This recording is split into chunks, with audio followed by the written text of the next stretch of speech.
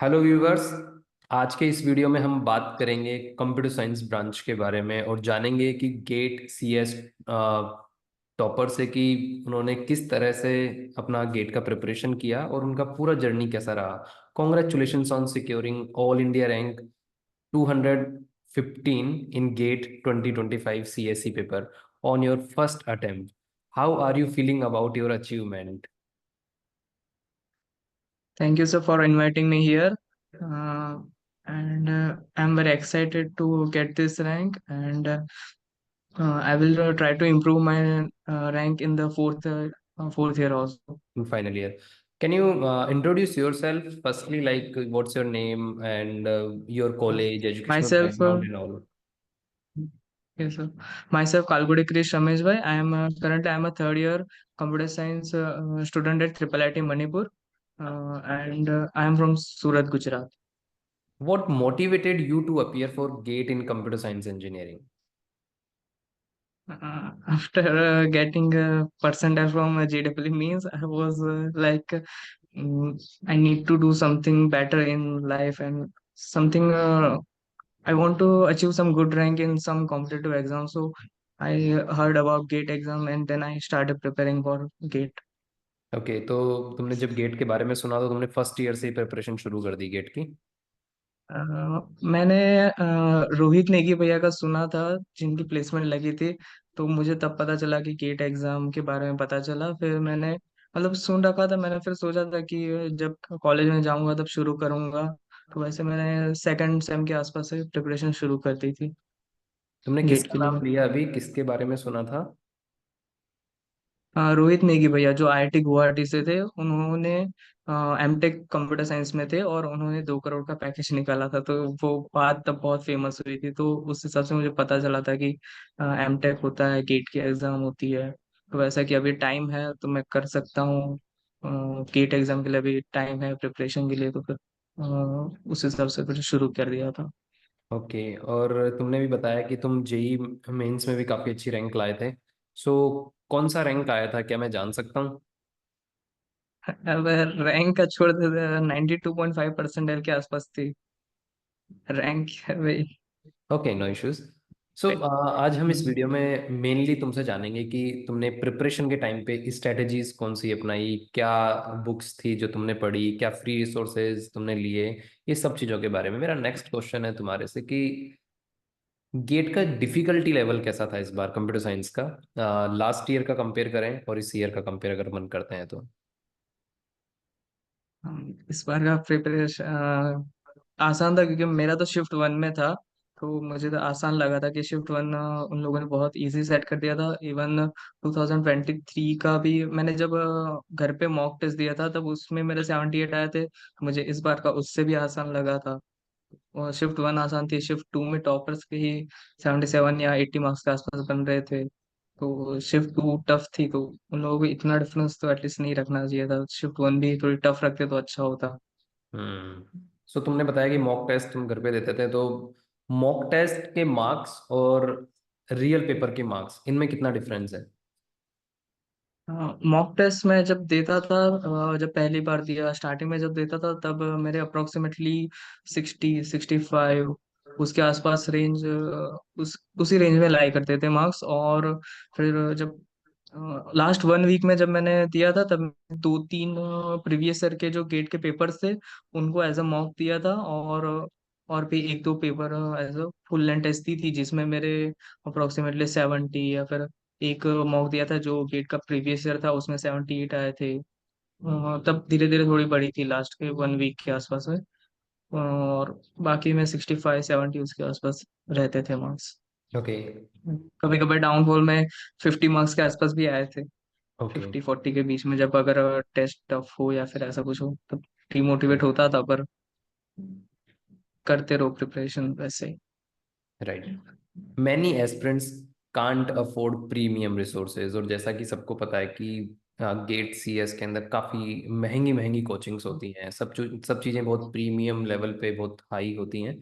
सो तुम ऐसे कुछ फ्री रिसोर्सेज सजेस्ट करोगे कि जो अफोर्ड नहीं कर सकते प्रीमियम स्टडी को, तो वो कौन से रिसोर्सेज हैं जो घर बैठ के सेल्फ स्टडी में भी गेट को क्रैक क्रैक कर सकते हैं? ऐसे कुछ रिसोर्सेज के तुम हाँ। नेम बता सकते हो, या क्या हम्म, तरीका है, या वो बुक्स जो घर पे पढ़नी हम्म। चाहिए, या सिर्फ बीटेक सीएस का ही पढ़ के आप गेट गेट क्रैक कर सकते हो? हाँ, देखिए जैसे गेट के शिफ्ट वन में भी और शिफ्ट टू में भी कुछ ऐसे क्वेश्चंस है जो स्टैंडर्ड बुक्स होते हैं ना उसमें से एग्जैक्ट उन लोगों ने दिए थे। तो मैं सजेस्ट करूंगा कि अगर स्टैंडर्ड जो भी बुक्स है सब्जेक्ट्स की उसके बैक एक्सरसाइज के अगर क्वेश्चंस लगा लो। अगर प्रीमियम रिसोर्सेज अगर मतलब किसी कोचिंग से नहीं करना है तो फिर स्टैंडर्ड बुक से जो बैक एक्सरसाइज है एटलीस्ट वो क्वेश्चंस लगा लो तो स्टैंडर्ड क्वेश्चंस की प्रैक्टिस हो जाएगी। आईआईटीज वाले दे भी देते हैं कभी कभार वैसे क्वेश्चंस स्टैंडर्ड रिसोर्सेज से। उससे अंडरस्टैंडिंग भी थोड़ी बढ़ती है। अगर कुछ थियरी वाली भी चीज देख लेते हैं तो अच्छा रहता है, कॉन्सेप्ट क्लियर होते हैं बुक से।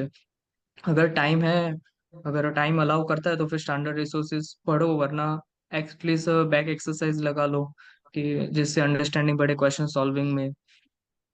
वैसे सारे सब्जेक्ट की स्टैंडर्ड रिसोर्सेज ऑनलाइन अवेलेबल ही होती है पीडीएफ, तो वो सब लोग पढ़ ही सकते हैं। Okay, how did you manage to cover the vast GATE syllabus in just few months? कब से शुरुआत की थी पढ़ाई गेट की, और कितने दिनों में तुमने कवर कर दिया था पूरा सिलेबस? मैंने तो सेकंड सेम के आसपास शुरू किया था, तो मेरे पास तो टाइम अच्छा खासा था। अप्रोक्सीमेटली 1 ईयर या 1.5 ईयर में मेरा भी कोर्स तो सिलेबस पूरा कंप्लीट हो गया था। उसके बाद मैं भी थोड़ा इंटर्नशिप का प्रोजेक्ट का वो देखने लग गया था लास्ट के जो मेरा फिफ्थ सेम था उसमें। मेरा सिलेबस तो अप्रोक्सीमेटली मई के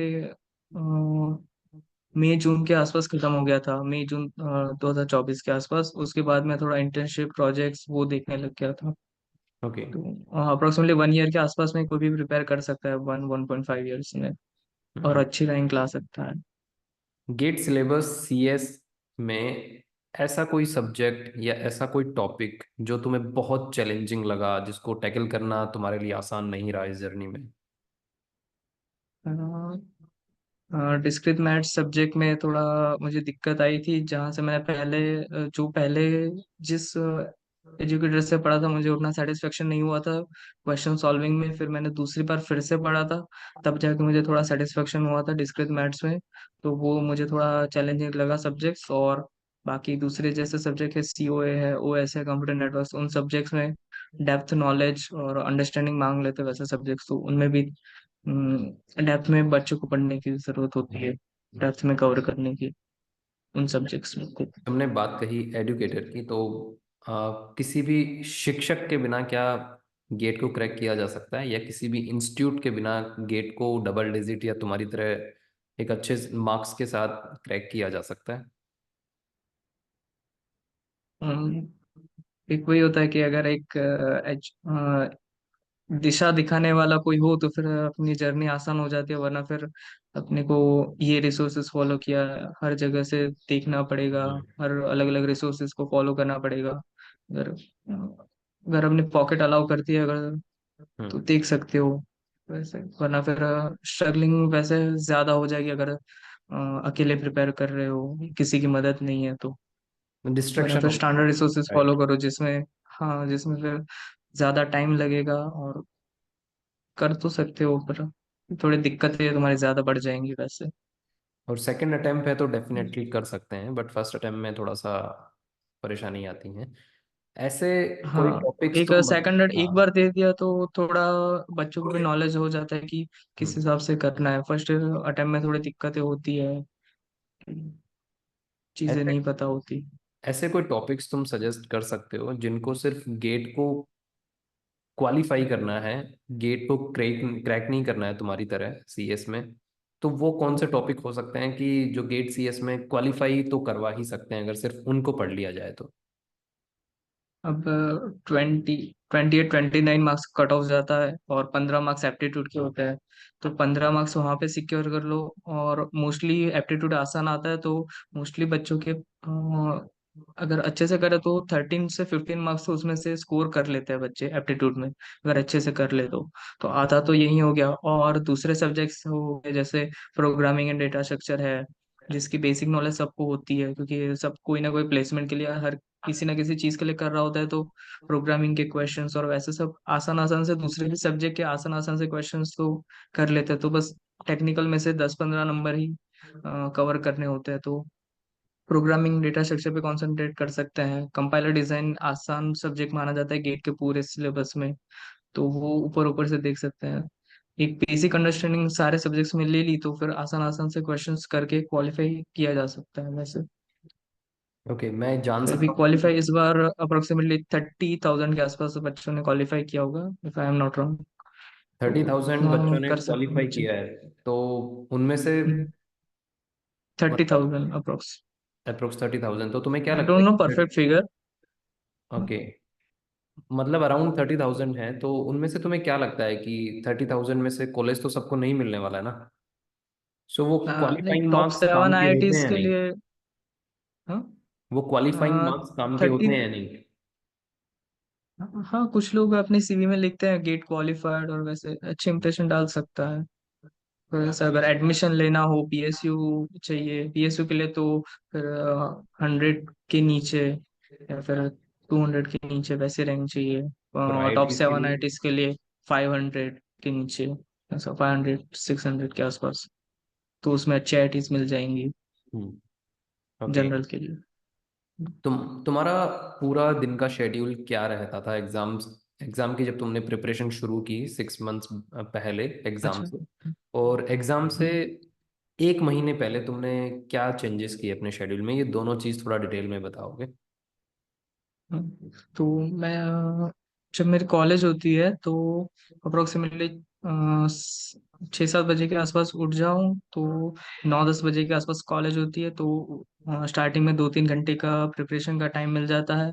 फिर कॉलेज का शेड्यूल किस हिसाब से रहे उसके ऊपर 3 to 4 या फिर 5 PM के आसपास क्लासेस खत्म होने के बाद फिर से 8 PM के आसपास तक पढ़ाई कर ली। फिर डिनर करने चले गए, घर पे बात कर ली, और फिर क्योंकि मैं हॉस्टल में रहता हूँ, और फिर रात को भी 10 बजे से शुरू कर दिया, तब भी 1 बजे के आसपास तक प्रिपरेशन का टाइम निकाल लिया। तो अप्रोक्सीमेटली कोई भी बंदा 7-8 घंटे अप्रोक्सीमेटली निकाल सकता है प्रिपरेशन के लिए। उसमें से 5-6 घंटे लेक्चर्स देख लिए, और 1-2 घंटे कुछ रिवाइज कर लिया, या फिर इस हिसाब से मैनेज कर सकता है क्वेश्चन सॉल्विंग के लिए। उसके ऊपर फिर डिपेंड करता है, हर एक बंदा अपने ऊपर अपनी स्ट्रेटेजी अपने हिसाब से कर सकता है बिल्ड, कि मुझे ये करना है, पहले ये करूँ बाद में ये करूँ वैसे। कोई बंदे होते हैं जो 2-3 सब्जेक्ट पैरेलली करते हैं, कोई बंदा होता है जो रिकॉर्डेड कोर्स है तो हर एक एक सब्जेक्ट को सिक्वेंशियली खत्म करता है। कुछ लोग 2-3 सब्जेक्ट पैरेलली लेके खत्म करते हैं। सब बंदे अपने अपने हिसाब से कर सकते हैं। राइट। और लास्ट के 1 मंथ के आसपास में तो मेरा वैकेशन चल रहा था कॉलेज में, तो मुझे कॉलेज का कुछ उतना था नहीं, तो मेरे पास तो कुछ नहीं था, तो इतना मुझे कुछ दिक्कत था नहीं था। ये तो लास्ट में 1 मंथ में मुझे कॉलेज में वैकेशन थे हमारे, इसलिए उस 1 मंथ में तुमने और पढ़ाई को विंटर वैकेशन। कर दिया होगा? हाँ, क्योंकि 5th सेमेस्टर में मेरा ये हुआ था कि मैं सोच रहा था इंटर्नशिप कर लूंगा, प्रोजेक्ट्स कर लूंगा, उसके बीच में मुझे, मैं बस अल्टरनेट डे पे 1-2 घंटा गेट पढ़ लिया, ऐसे ही चल रहा था। तो नवंबर के टाइम पे मैं थोड़ा बहुत डिमोटिवेट हो गया था, कि मुझे लग रहा था कि शायद से 1000 के अंदर भी रैंक नहीं आएगी, मैं ये सोचने लग गया था, क्योंकि मैं थोड़ा डिमोटिवेट हो गया था जो मॉक टेस्ट दी और ऐसा दिया। तो मॉक टेस्ट में थोड़े कम मार्क्स आने लगे, तो फिर मुझे लगा कि नहीं, अभी जो 1-2 महीना बचा है उसमें फिर पूरा गेट ही कर, गेट पे पूरा ध्यान देते हैं, और ऐसे वैसे फिर पूरा दिन गेट में ही लगा रहा था फिर बहुत ऐसे। बढ़िया, तुम्हारा टाइम मैनेजमेंट काफी अच्छा था। इस चीज को सुन के मुझे एक कोट याद आ रहा है: time management is the real key, those who matter it can overcome any challenge. समय प्रबंध ही एक असली कुंजी है, जो साध लेता है वो हर चुनौती को पार कर लेता है, जैसे कि अभी आपने किया। मेरा नेक्स्ट क्वेश्चन है तुमसे कि तुम्हारी इस पूरी जर्नी में योगा एंड एक्सरसाइज का क्या रोल रहा? या तुम एक्सरसाइज योगा से दूर थे, स्पोर्ट्स एक्टिविटी कोई कुछ नहीं करते थे? मैं स्पोर्ट्स एक्टिविटी में उतना इन्वॉल्व नहीं था, पर मैं अभी थोड़ा एक्सरसाइज करने जाने लगा हूँ, क्योंकि अभी हो गया, तो अभी 1 साल जब रिजल्ट फोर्थ के ईयर में बाद? दूंगा तब वो उतना मैनेज कर सकता हूँ। हाँ। रिजल्ट के बाद एक्सरसाइज पे करने लगे हो तुम, हाँ, राइट? रिजल्ट के बाद। पहले नहीं हाँ। करते थे एग्जाम प्रिपरेशन के टाइम पे? पहले हाँ, हाँ, पहले नहीं करता था। ओके। तुम्हारा मैं जब करने का इंटरेस्ट तो था पर करता नहीं था। पर अभी कर लूंगा, अभी हो गया उसके बाद। अब फोर्थ ईयर में फिर एग्जाम, मैनेज कर लूंगा, क्योंकि एक अंडरस्टैंडिंग, बेसिक अंडरस्टैंडिंग सारे सब्जेक्ट्स में हो गई। अब थोड़ा डेप्थ में उतरने का रहता है हर सब्जेक्ट में, तो उतना फिर मैनेज कर लूंगा गुड। वैसे। एग्जाम के दिन तुम कामनेस को लेकर क्या कहोगे कि उस दिन एग्जाम का पेपर जब सामने आता है, एग्जाम क्वेश्चंस जब सामने आते हैं एग्जाम के दिन, तो वहां पे दिमाग को शांत रखना, हर एक क्वेश्चन को तरीके से अटेम्प्ट करना, क्या स्ट्रेटजी तुम एग्जाम डे के दिन अपनाए क्वेश्चंस को अटेम्प्ट करने के लिए? क्या हुआ तुम्हारे साथ जब तुम्हें कोई क्वेश्चन आया नहीं तो? क्या उस टाइम पे फियर बढ़ गया, या तुम्हें कुछ हड़बड़ाहट होने लगी अगले क्वेश्चंस को करने में? जब होता है कि पहला पहला क्वेश्चन अपन देखते हैं वो ही हम्म। नहीं आता, तो फिर पूरा पेपर अपना हम्म। खराब होने लगता है। सो उस एग्जाम डे के बारे में बताओ, और स्ट्रेटेजी कौन सी अटेम्प्ट करने की तुमने अपनाई वो भी बताओ। हम्म। मेरा तो पेपर पहली शिफ्ट में था, तो मेरा ऐसा नहीं था कि दोपहर तक 12-1 बजे तक मुझे स्ट्रेस ही हो रहा है कि क्या होगा पेपर में। मेरा सुबह सुबह निकल गया था पेपर देने, और जाके बैठे थे, कंप्यूटर पे बैठा तब 10-15 मिनट तो बैठे थे। उसके बाद जब पेपर शुरू हुआ, तब पहला ही क्वेश्चन मेरा ब्लड रिलेशन वाला था।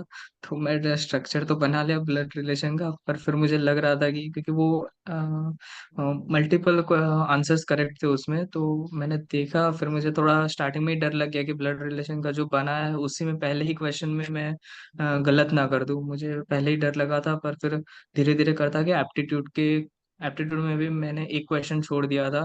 तब भी मुझे लगा था कि एप्टीट्यूड में एक क्वेश्चन छूट गया है, पर फिर कोई नहीं करता कि बाकी के हो गए थे। फिर टेक्निकल वाले क्वेश्चंस में आसान आसान से थे, वो कर दिए। बीच बीच में कुछ दो तीन क्वेश्चन छूट रहे थे, तो हम्म। कोई नहीं, उनको फिर स्किप करते जा रहा था। फिर एक बार खत्म होने के बाद मेरे पास हाफ एन आवर के आसपास टाइम बच गया था। उसमें फिर से मैंने वो सब जो क्वेश्चन छोड़े थे, मैंने अप्रोक्सीमेटली 5 से 6 क्वेश्चन छोड़ दिए थे बीच में टोटल, और मैंने उनको फिर से विजिट किया। उसमें से 4-5 क्वेश्चन सॉल्व हो गए थे, मैंने एक क्वेश्चन लेफ्ट कर दिया था जो एप्टीट्यूड का था। वो वाला एक एक ट्रेपेजियम और उसके वाला क्वेश्चन था, ट्रायंगल वाला, वो क्वेश्चन मैंने छोड़ दिया था।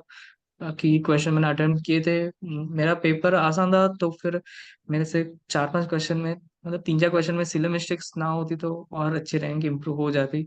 मतलब आते हुए क्वेश्चंस गलत हो जाए तो फिर दुख ज्यादा होता है। कंसेप्ट ना पता हो और क्वेश्चन छूट जाए तो फिर दिक्कत हम्म, नहीं होती, पर सही आता बात। हुआ क्वेश्चन गलत हो जाए तो फिर दुख ज्यादा होता है। तो मैं यही कहूंगा कि आता हुआ क्वेश्चन गलत मत कर दियो। पेपर आसान होता है तो फिर थोड़े थोड़े मार्क्स पे भी रैंक बहुत डिफर कर जाती है, क्योंकि अभी एक रैंक मतलब जिसके मेरे से 1.5 मार्क्स भी ज्यादा है, उसके भी 150-160 के आसपास रैंक है। और जिसके 2 मार्क्स मेरे से कम है, उसकी भी रैंक 320 के पार चली गई है। तो अब एक दो मार्क्स में भी बहुत डिफरेंस आने लग गया है इस बार तो।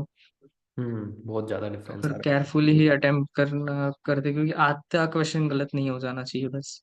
क्योंकि जो बिसाइड्स क्वेश्चन हर हायर। एक से होता है वो अपने से भी होना चाहिए, और जो राइट। क्वेश्चन बाकियों से नहीं हुआ है उसे अपने को करने का ट्राई करना है, कि वैसे क्वेश्चंस फिर रैंक डिसाइड डिसाइड करते हैं फिर। ओके। बिसाइड्स हायर स्टडीज अगर अपन बात करते हैं, तो क्या करियर ऑप्शंस रह जाते हैं गेट को क्रैक करने के बाद, सीएसई अच्छा, में? गेट क्रैक करने के बाद अगर किसी को इंटरेस्ट हो तो वो पीएसयू में जा सकता है।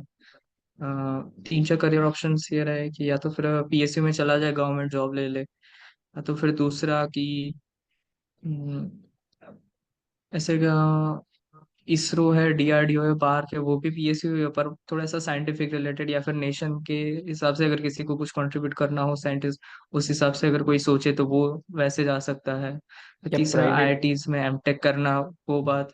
और फिर चौथा, फॉरेन की भी कुछ यूनिवर्सिटीज होती है जो गेट का स्कोर एक्सेप्ट करती है, जैसे सिंगापुर में 2 यूनिवर्सिटीज है, जर्मनी की यूनिवर्सिटीज है। तो वैसे फॉरेन में अगर किसी को जाना हो तो फॉरेन भी जा सकते हैं और क्या इंडिया में वैसे। प्राइवेट सेक्टर में कंप्यूटर साइंस के स्टूडेंट्स के लिए कोई जगह है गेट क्रैक करने के बाद जॉब के लिए? डायरेक्ट गेट के ऊपर से तो कोई एडमिशन मतलब रिक्रूट नहीं कर लेगा। आईआईटीज में जाओ, फिर बाद में वहाँ पे, वहाँ से फिर कैंपस प्लेसमेंट में बैठो, वहाँ से प्लेसमेंट उठाओ, वही ऑप्शन रहता है। डायरेक्ट कोई गूगल अमेजोन को डायरेक्ट गेट के ऊपर से वो नहीं ले लेती। फिर वो आईआईटी से ही कैंपस प्लेसमेंट के थ्रू ही जाना होता है। वरना फिर पब्लिक सेक्टर में फिर ओएनजीसी, आईओसीएल, वो सब वैसे जो भी पीएसयूज है उनके ऊपर से ले सकते हैं, ऐसे प्रोग्रामिंग ऑफिसर ऐसी जॉब्स होती है वो क्या सीएस चीजें वालों के हैं, लिए। वो क्या चीजें हैं ईसी तुम। और इलेक्ट्रिकल उन सब में जॉब ज्यादा होती है पीएसयू में। कंप्यूटर साइंस के लिए अच्छी रैंक और थोड़ा दिक्कत होती है कि कम होती है जॉब्स वैसे। ओके, हम्म। वो क्या चीजें हैं जो कि तुम गेट 2026 की प्रिपरेशन में नहीं करने वाले या कुछ नया अपनाने वाले हो, और तुम्हारा क्या एडवाइस होगा गेट 2026 के एस्पिरेंट्स के लिए, सीएस स्टूडेंट्स के। हम्म। तो अभी तो मैंने बस इस साल के प्रिपरेशन में मैंने बस गेट के पीवाईक्यूज ही सॉल्व किए थे और लेक्चर्स देखे थे और वैसे ही प्रिपरेशन की थी और टेस्ट सीरीज दे दिया और वैसे दिया था। अभी फोर्थ ईयर में एक्सपेक्ट कर रहा हूँ कि किसी स्टैंडर्ड बुक से भी थोड़ा टॉपिक्स डेप्थ में पढ़ते जाऊं कि जिससे थोड़ी अंडरस्टैंडिंग और बढ़े, क्योंकि थर्ड ईयर में उतना टाइम नहीं मिला था। और क्योंकि ये होता है कि पहली बार जब सब्जेक्ट पढ़ता है तो हो सकता है कि तुम्हें स्टैंडर्ड बुक्स में से समझ में ना आए। एक बार तुमने पूरा सब्जेक्ट पढ़ लिया, पहले स्टैंडर्ड बुक डायरेक्ट पढ़ने मत चले जाइयो जाओ, क्योंकि पहले तो बुक की लैंग्वेज उतनी समझ में नहीं आएगी। पहले पूरा टॉपिक कवर कर लो, पूरा चाहिए तो सब्जेक्ट कवर कर लो, क्योंकि कभी कभार होता है कि आगे की चीजें भी कभी कभार यूज हो जाती है, तो वो स्टार्टिंग में शायद से तुम्हें ना पता हो, वैसा हो सकता है। तो पूरा सब्जेक्ट पहले कवर कर लो और बैक एक्सरसाइज लगा लो। अगर फिर टाइम बचे तभी स्टैंडर्ड बुक्स के जो भी कॉन्सेप्ट्स हो वो पढ़ने बैठो। स्टैंडर्ड बुक उतनी पढ़नी इम्पोर्टेंट नहीं है, पहले तो बस ऐसे ही पढ़ लो। तो मैं अभी देखूंगा कि स्टैंडर्ड बुक से भी कुछ रेफरेंस लेते हुए कुछ चीजें पढ़ लूँ और वैसे कुछ जो चीजें पहले नहीं की थी वो चीजें अभी इम्प्रूव करूँ। मैंने टेस्ट सीरीज थोड़ी लेट लगाना शुरू करी थी, तो अभी अभी से ही शुरू कर दूंगा टेस्ट सीरीज। और मतलब यूनिट वाइज लगा रहा था, मॉक टेस्ट मैंने बहुत एंड एंड में लगाना शुरू करी थी नवंबर दिसंबर के टाइम पे, मतलब उतना भी सफिशिएंट होता है। पर अभी इस साल थोड़ा जल्दी शुरू कर दूंगा वैसे। बहुत बढ़िया। सो मैं उन सभी स्टूडेंट्स को ये कहना चाहूँगा जिनका क्वालिफाई नहीं हुआ है या किसी भी वजह से वो पेपर नहीं दे पाए हैं, कि हार मत मानो, क्योंकि हर कोशिश आपको मंजिल के एक कदम और करीब हम्म। ले जाती है। सो बहुत अच्छा लगा आपसे बात करके क्रिश, और मेरी तरफ से और मेरी पूरी टीम की तरफ से आपको और आपके पूरे परिवार को शुभकामनाएं।